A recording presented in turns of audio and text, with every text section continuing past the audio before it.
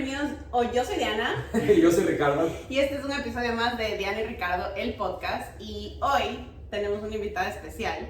La verdad es que conecté por algo muy chistoso. Vi un review de ella en un curso al que iba a coger.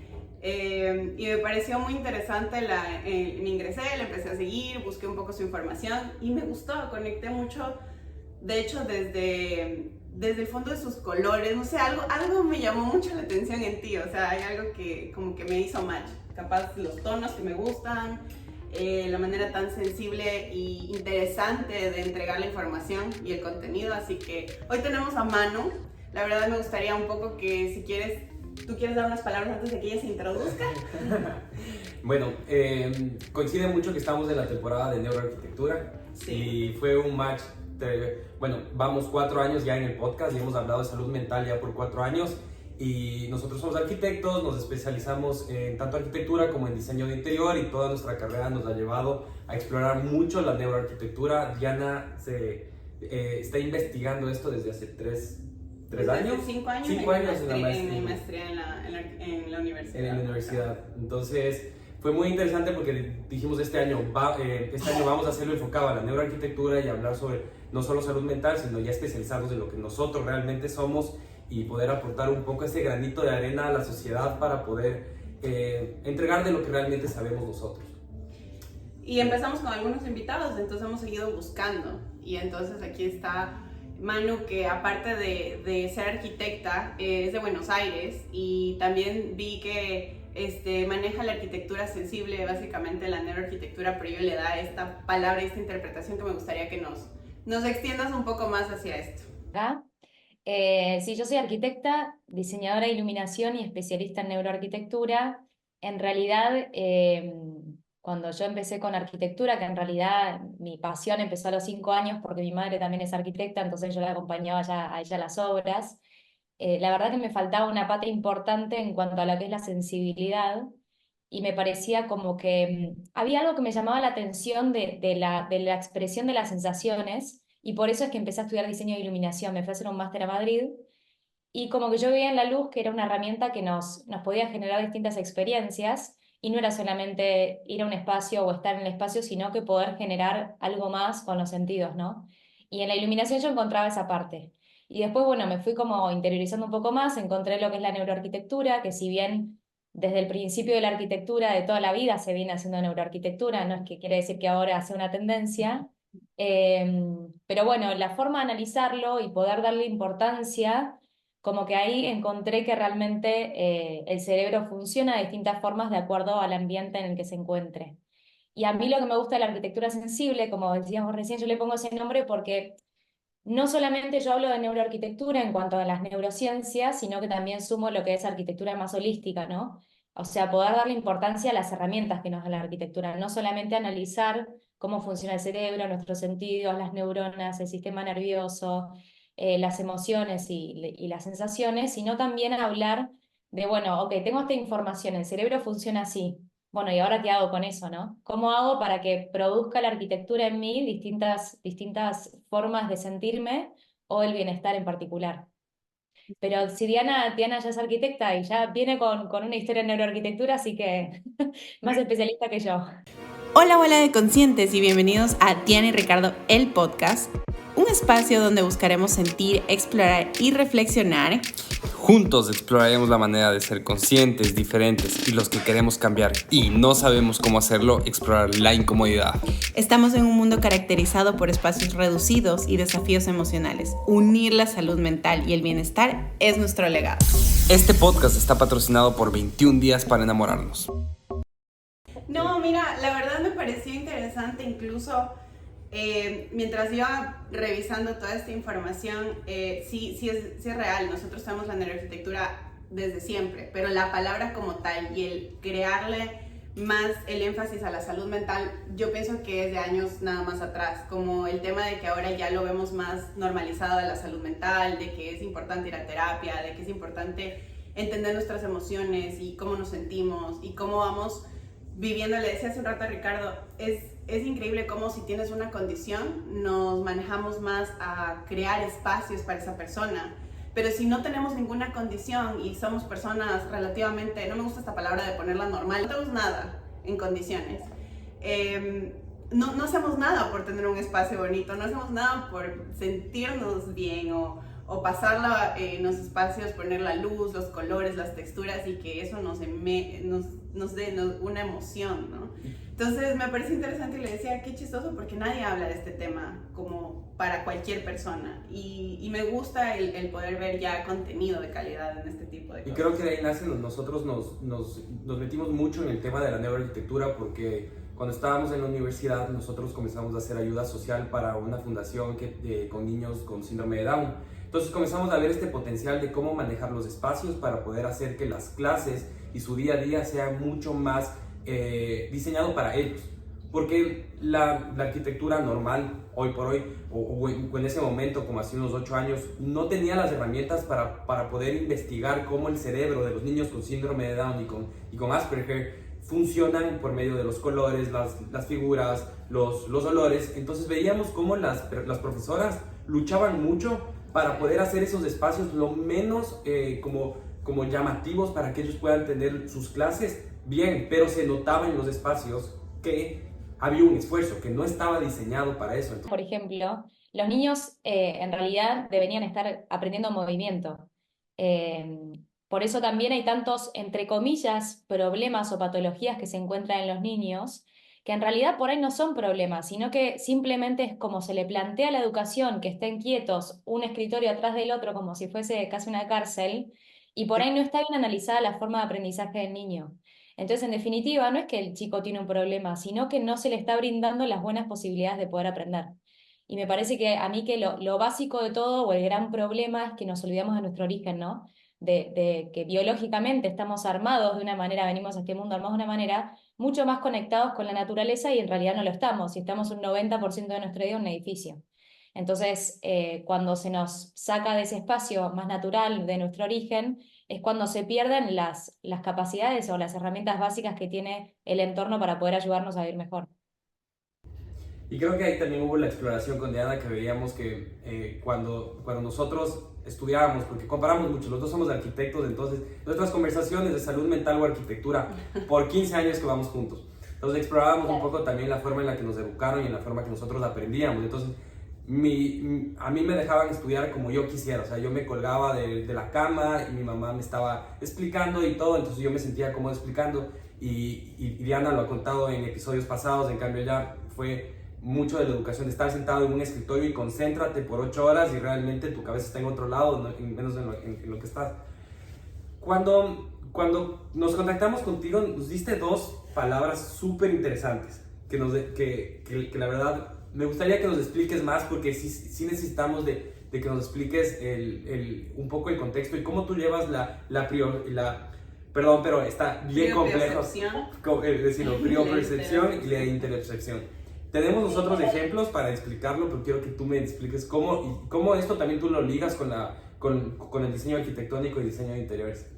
Lo que me parece importante de esto es primero remarcar que nosotros tenemos un montón de otros sentidos que no nos enseñan, que nos enseñan los 5 básicos que todos sabemos, pero después hay 35 sentidos. O sea, está comprendido que hay 35 sentidos, que después si quieren los podemos nombrar. No voy a explicar cada uno porque vamos a estar hasta mañana, pero lo que sí saber es que por ahí esos 5 que nos enseñan, hay que sumar 2 que son para mí los más importantes, que son la interocepción y la propiocepción. La interocepción, o sea, uno es como desde adentro y el otro es desde afuera, ¿no? La interocepción es el sentido que nos hace entender y sentir lo que pasa dentro de nuestro cuerpo. O sea, sentir los latidos de nuestro corazón, nuestra respiración, el fluir de la sangre, el hambre, la sed, los dolores internos que podamos tener, por ejemplo, cuando uno se fractura, un dolor de cabeza y hasta por ahí, no sé, la sensación de las mariposas en la panza, ¿no? Todo eso, uno, si le pone el nombre, no es ni el tacto, ni el gusto, ni el olfato, ni el oído, o sea, es algo que sucede dentro del cuerpo que uno está sintiendo, pero que no tiene ningún otro nombre como los otros sentidos que nos enseñaron, ¿no?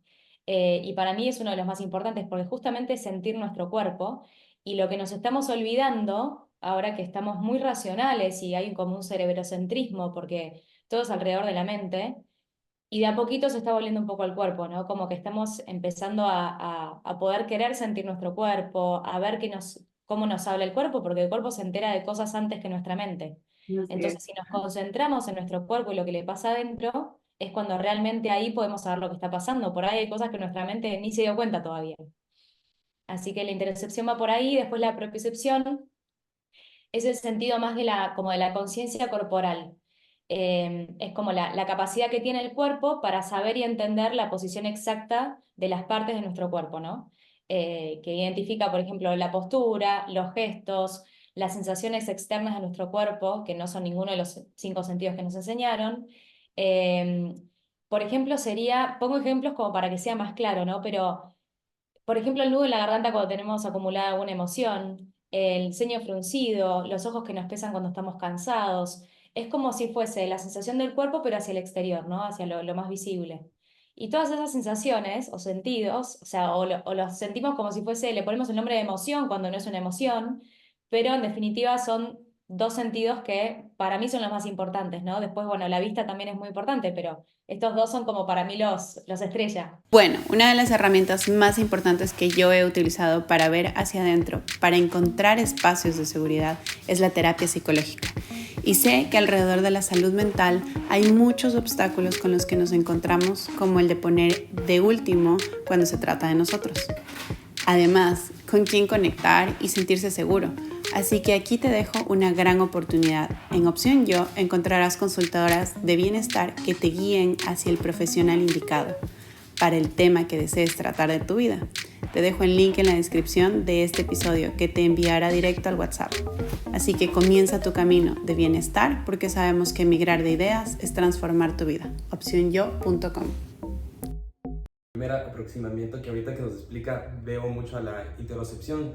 Cuando estudiamos el budismo y comenzamos a hacer meditación, una de las meditaciones principales en el budismo es justamente sentir tu cuerpo, es pasar todo tu escaneo corporal y ver cómo se te duermen los pies, cómo respiras, los sentimientos. Entonces creo que para entender muy bien eso es como que la meditación focalizada es una de las cosas que me di cuenta. Pero a mí me parece algo interesante, o sea, ya ahora me quedó más claro con todos los ejemplos que me dan los dos, pero me parece muy interesante cómo tú esto lo involucras en el momento de diseñar, o cuáles son las preguntas específicas que capaz le haces al cliente para poder diseñar un poco más personalizado a cada uno.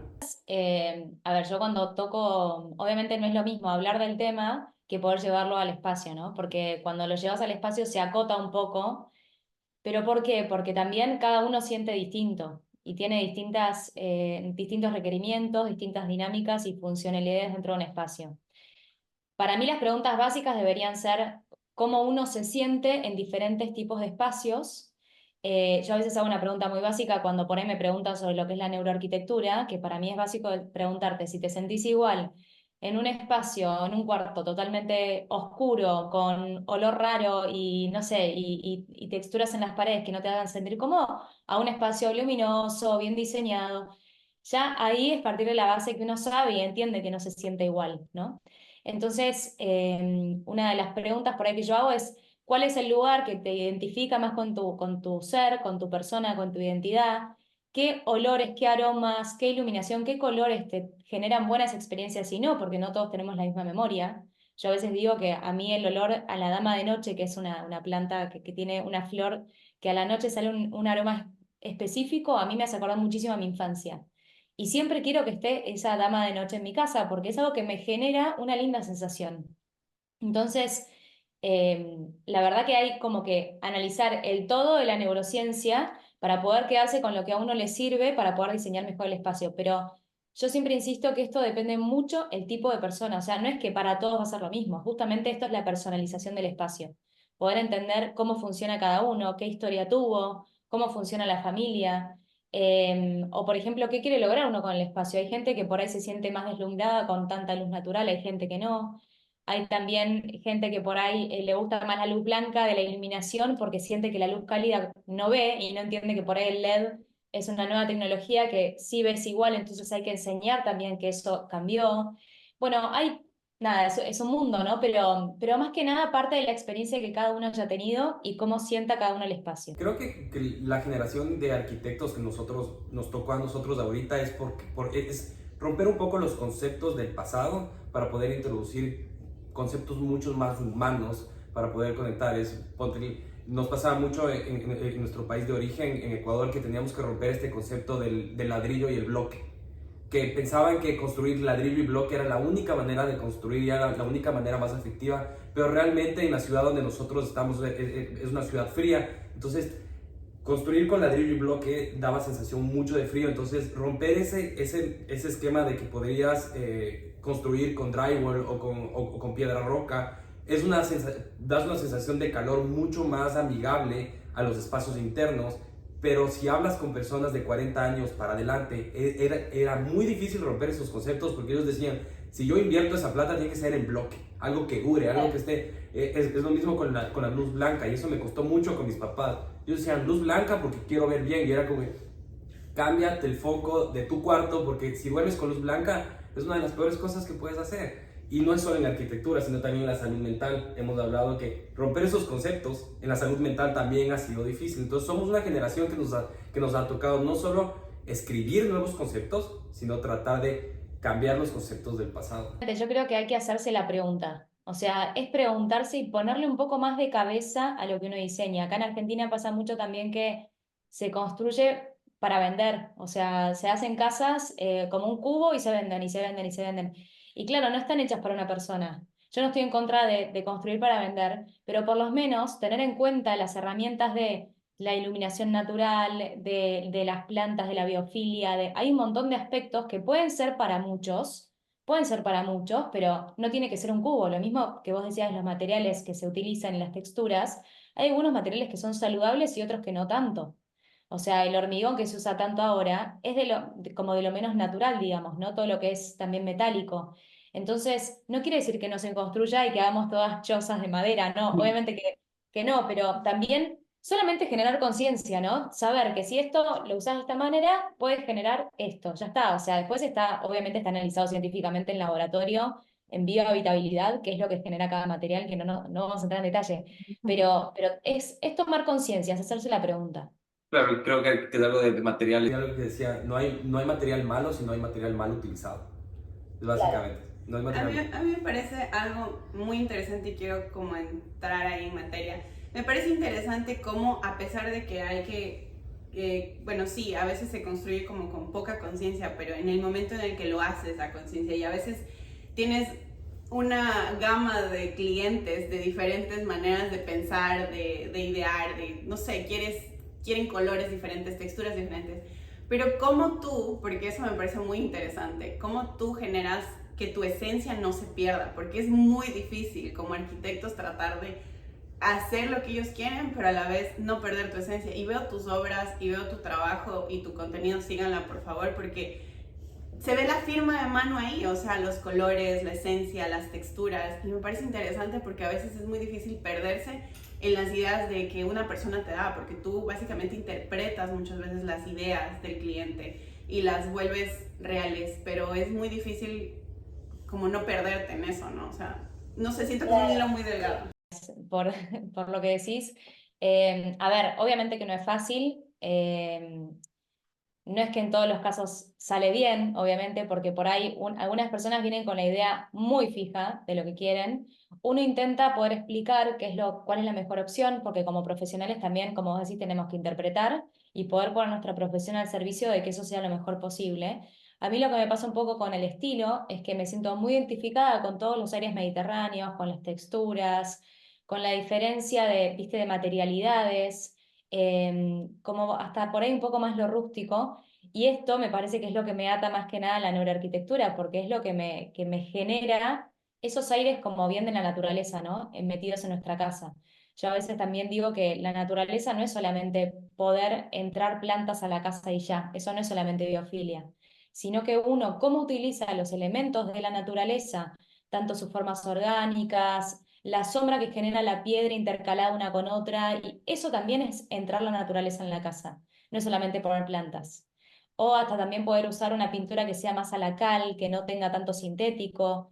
también, ¿no? Como usar más madera, tampoco llenar la casa de madera, pero tener materiales más nobles, porque es todo muy plástico. Entonces, a mí lo que me pasa con el estilo es que pude encontrar ahí esa beta en la cual me siento identificada con lo que es más mediterráneo, más... por ahí también en México se usa, ¿no? Mucho ese estilo como más orgánico. Y eso genera que también es una arquitectura sensible, porque esas formas orgánicas, sin que sean cúbicas y todo recto, y porque tiene que ser así, porque alguien en algún momento nos enseñó eso, bueno, hace que nos replanteemos un poco y que la gente también se sienta más a gusto con esas formas. Era el concepto de que el ser humano se siente bien regresando al concepto de la cueva. Regresando al concepto de la cueva porque es de donde venimos y es de donde nacen todos nuestros instintos más primitivos. Hablábamos hace 2 episodios del tema del uso de la piedra, de las maderas, de todo lo que nos acabas de explicar. Pero sabes que ahorita, bueno, nosotros estamos en Canadá, estamos en Toronto, nuestra base es Toronto ahorita. Y me doy cuenta que acá la gente que se toma el tiempo para diseñar un poco, porque también aquí el diseño es muy amplio, hay gente que diseña solo por ganar dinero y hay gente que se especializa mucho en preocuparse en el diseño de cómo las personas se sienten. Y tuve la experiencia de trabajar para un sector de clase media alta, donde ya exploraban un poco más el tema del diseño nórdico. Incluía mucha madera por el hecho de la nieve, de cuando estamos aquí en invierno, la nieve pues lo vuelve todo blanco, pero adentro en las casas tú ves y son súper cálidas. Entras y aquí utilizan mucho la madera, perdón por esto, pero solo sé en inglés el tipo de madera, pero es el oak. No Es, sé, la... es, Roble, ¿no? ¿No sí, roble? sí creo que es roble. Oak, sí, utilizan mucho en los pisos, pero todo el piso y hasta lo ingresan hasta el baño, la cocina, para todo lado. Entonces me parece muy noble eso de poder regresar y que de la biofilia. Yo no conocía este concepto, simplemente sabía que teníamos que regresar a nuestros principios, pero es interesante cómo tú firmas tu estilo mucho con la biofilia. Me parece súper interesante. Hay otra que es Nahua, que recién estabas como trabajando y hablando un poco sobre el Feng Shui, que tiene creo que ver. Explícanos un poco, me parece muy interesante esto del Feng Shui y le das creo que conceptos con lo que sientes y vas experimentando, ¿no? Feng Shui, a veces hay gente más como escéptica en el tema, viste, que le parece como que por ahí es muy esotérico o es muy de las energías, pero viene desde la filosofía china de antaño, o sea, es lo mismo, de volver al origen, bueno, ellos saben cómo analizarlo, ¿no? Y tiene algunas cosas básicas el Feng Shui. Primero son los materiales que uno usa, la orientación, las formas de organización y orden del espacio. Entonces, para explicar muy simplemente lo que es el Feng Shui, primero hay que analizar en la planta cuando uno diseña, la planta del edificio o de la casa, hay que plantarla sobre una brújula que ellos proponen, que es el mapa Bagua, que tiene las distintas orientaciones y en cada orientación tiene un tipo de material dispuesto y bueno, después también tenés colores y bueno, va mucho más profundo, ¿no? Pero entonces lo que uno hace ahí es que trata de plantar cada espacio, por ejemplo, la creatividad en el dormitorio principal o en la cocina, la parte de la familia, los benefactores, el trabajo, la cultura. Hay distintos tipos. Sí, el otro día subí un posteo sobre eso, eh, que cada orientación tiene como su objetivo principal. A ver, no quiere decir que todas las casas tengan que estar diseñadas bajo ese concepto, ¿no? De nuevo, la idea es generar un equilibrio entre todo y tomar conciencia. Pero uno puede también ir equilibrando esas zonas, por ejemplo, si tenés una casa construida y la tenés que reformar, o solamente está construida y no está bajo ese mapa agua, lo que uno puede es ir equilibrando esos espacios de acuerdo a la materialidad. O sea, incorporar, por ejemplo, más elementos metálicos, o más madera, o más agua, alguna cascada artificial, pero un sonido de agua, o elementos también que, bueno, que son los típicos conocidos, viste que el Feng Shui también te propone, por ejemplo, no sé, los espejitos en las puertas de los baños para que puedas rebotar con eso, el tema del uso de los espejos, los elementos rotos que no tienen que existir en la casa, no dejar rincones llenos de suciedad o de elementos acumulados. Bueno, después hay un montón ¿no? Son como un montón de tips que te tira el Feng Shui. Pero sí, a ver, yo lo que más tomo del Feng Shui es más que nada el orden y la organización, porque es lo que te genera y que vos ves realmente en el espacio, que es lo que te está generando que tengas bienestar o no. Después, si uno se quiere meter un poco más en las materialidades o en hacer uso de todas de las herramientas y los elementos que te da, como los espejos, las monedas y todo eso, lo puede hacer tranquilamente. Pero bueno, ya es un tema más, ahí sí es más de cada uno. Yo no, no obligo a poner los elefantes del Feng Shui, las monedas, los espejos, porque me parece que también es algo que bueno, cada uno tiene que sentirse conectado con eso, ¿no? No es solamente lo que yo digo porque me parezca bueno, sino por la conexión que cada uno sienta con esos elementos. Últimamente hemos optado mucho sobre la cultura oriental en la cultura occidental, dado que los estilos de vida eran totalmente distintos en el pasado. Pero hoy por hoy con la globalización han hecho que los estilos de vida que nosotros tenemos hoy en el occidente han hecho que cojamos esas herramientas para poder tener una salud mental mucho más equilibrada, por el hecho de que ellos, y eso sí hay que admitirlo, ellos saben cómo manejar toda su vida en torno al ser humano. Si tú entras a todas las culturas orientales, ellos enfocan mucho el ser humano y no tanto un dios, sino el ser humano es el centro. Entonces ahora todas esas herramientas como el Feng Shui, en el caso mío yo tomo mucho el minimalismo para diseñar, para poder centrarnos en el ser humano y así tener una salud mental mucho más equilibrada. ¿Y por qué nosotros hablamos tanto de salud mental? Es porque para nosotros ha sido un reto en los últimos 10, 12 años la salud mental. Entonces ahora que tuvimos un proceso bastante grande, ahora lo compartimos. Entonces me gusta mucho el hecho de que tú incorpores el Feng Shui en el diseño, porque nos ayuda como seres humanos y como sociedad y una generación llena de esta nueva enfermedad a poder manejar un poco más adecuados los espacios para nosotros. Y eso es lo que a nosotros nos apasiona. Y ahí va la siguiente pregunta. ¿Qué es lo que a ti te apasiona? Que no sea arquitectura, que sea tú como persona, ¿qué es lo que más te apasiona en la vida? O sea, ¿qué es lo que te hace feliz a ti? Que para mí el mayor éxito es la paz.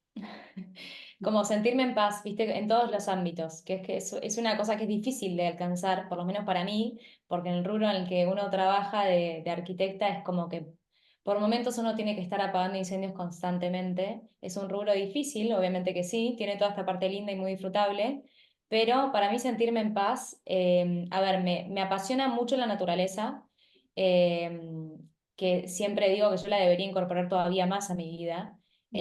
Muy seguido nos vamos a Cariló, que es en la costa argentina, que es un bosque que se hizo hace bastantes años y es un bosque lleno de pinos y tiene salida al mar. O sea, tenés bosque, playa. Y para mí ya llegar a abrazar un árbol ya es un placer. Y ahí te das cuenta cómo te conectás al ambiente, pero es automático, ¿eh? O sea, el primer día, yo siempre que llego a ese lugar, es una de mis pasiones, siempre que llego a ese lugar, los primeros 2 días es como que estás adormecido. Que es como que todo, como si el bosque directamente te encerrara, ¿viste? Y Te abrazara de alguna manera. claro, y te hace descansar porque es lo que necesitas. Y lo que me pasa después cuando vuelvo de Cariló es que paso por el centro de la ciudad y es como que me siento totalmente alborotada, ¿no? Como ya en esa jungla de cemento.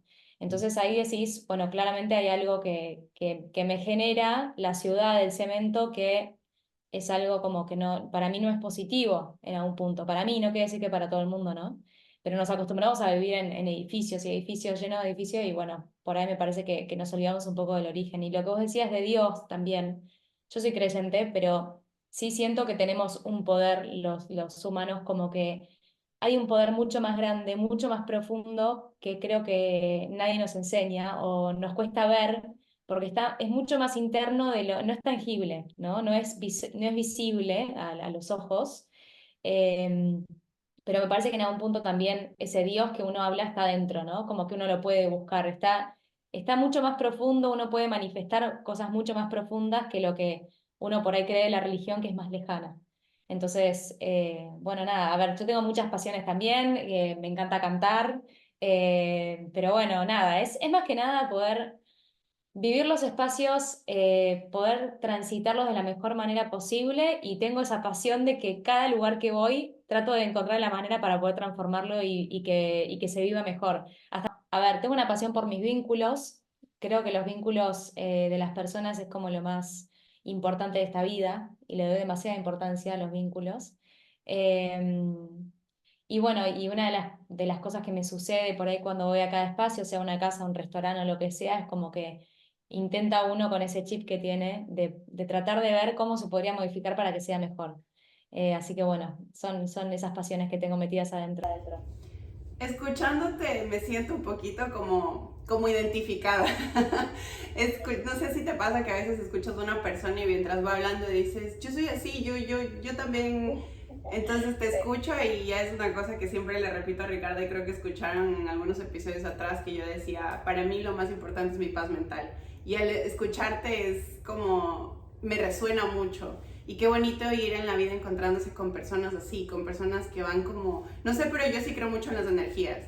Y yo sí siento que las energías van como acoplándose, o sea, vas caminando en la vida y si tú estás, digamos, en un asunto que yo a veces le decía a Ricardo, bueno, estamos como pareja, te vas encontrando parejas, estamos en fiesta, te vas encontrando amigos de fiesta, ¿no? Y entonces siento que en este ámbito o en este camino que hemos venido haciendo de salud mental y todo, hemos podido encontrarnos con personas muy genuinas, con casi el mismo sentido de pensar, de interpretar la vida, y es bonito.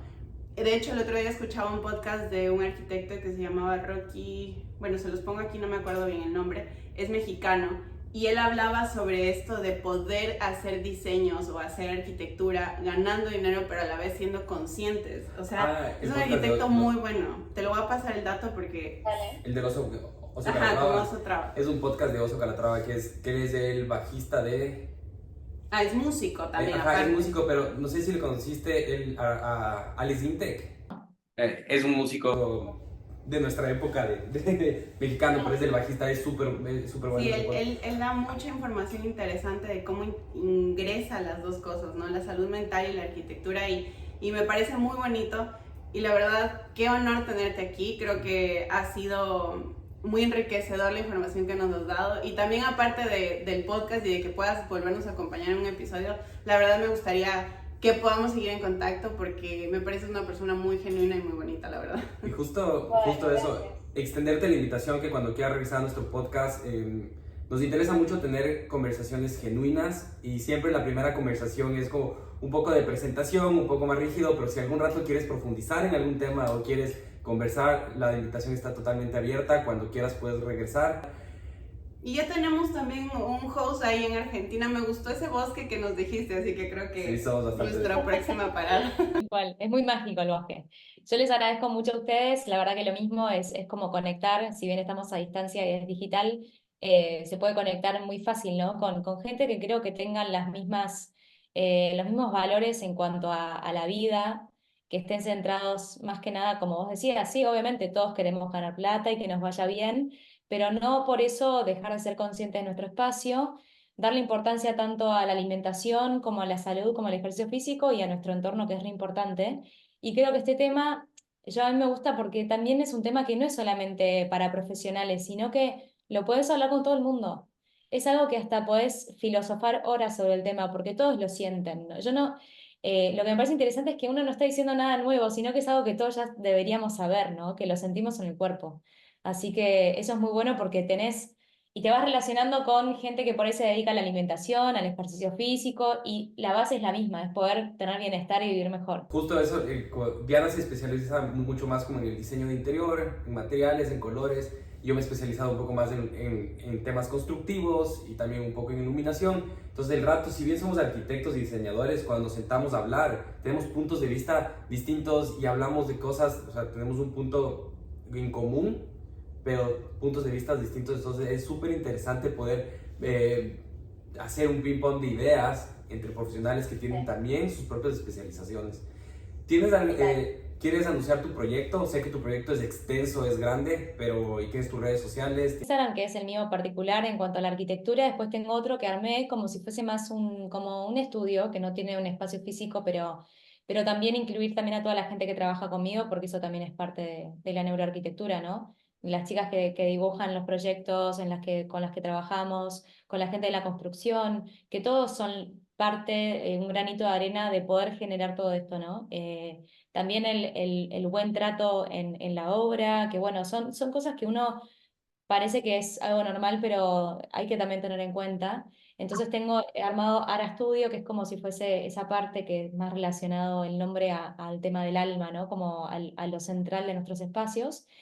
Y bueno, y también estoy dando ahora una membresía, que hay un curso esencial sobre bienestar, neurociencias y arquitectura holística, Y bueno, también es poder empezar a generar esta enseñanza sobre los temas, porque a mí lo que más me interesa y lo que veo que a la gente le gusta mucho es poder aprender sobre esto y poder diseñar desde este lugar. Así que bueno, estoy en eso, muy tranquila, igual como de a poquito, pero bueno, sí, dedicada a eso ahora también. Y en la descripción vamos a dejarles todas las redes sociales de Manu para que ingresen, le den un clic. Y no se olviden a nosotros de buscarnos, Diana y Ricardo. Estamos en todas las plataformas, Instagram, TikTok y YouTube, las principales. Y sí, me gustaría tener una segunda parte de este episodio porque hay tantas cosas. Ahorita que hablaste de la obra, yo soy apasionado de construir. Me apasiona salir a construir. Gracias, Manu. Gracias, Manu. Muchas gracias. Bueno, los Chao. felicito por todo lo que hacen, la verdad, Gracias.